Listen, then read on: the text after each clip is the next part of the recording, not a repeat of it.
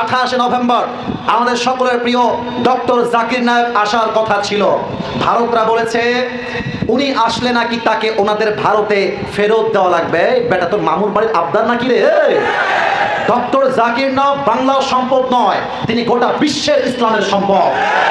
আমি ইন্টারিম গভর্নমেন্টকে বলবো, ডক্টর ইউনূস সাহেবকে বলবো, সবাইকে বলবো, এই দেশ আমার দেশ, আমার রক্তের বিনিময়ে দেশ স্বাধীন হয়েছে।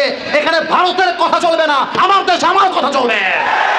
এখন ভারত হুমকি দিচ্ছে যদি ফেরত না দেয় তাহলে নাকি বাংলাদেশের ক্ষতি হবে। ক্ষতি মানে কিসের ক্ষতি?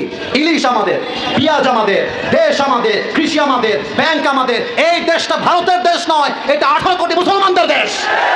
আমি ডক্টর ইউনূস সাহেবকে বলবো, আপনি জাস্ট আসার পারমিশন দিয়েন না, আপনি ডক্টর জাকির নায়েককে বাংলার নাগরিকত্ব দিয়ে দেন। এবং আপনি বলে দেন ডক্টর জাকির নায়েক জাস্ট 2025 নয়, ডক্টর জাকির নায়েকের যখন মন চায় তখন দেশে আসবে, ইসলামের কথা বুক ফুলিয়ে দিয়ে বলবে। এটা কিনা বলো? অতএব ভারত, আপনারা আমাদের প্রতিবেশী, আপনাদের সঙ্গে আমাদের কোনো বিদ্বেষ নাই।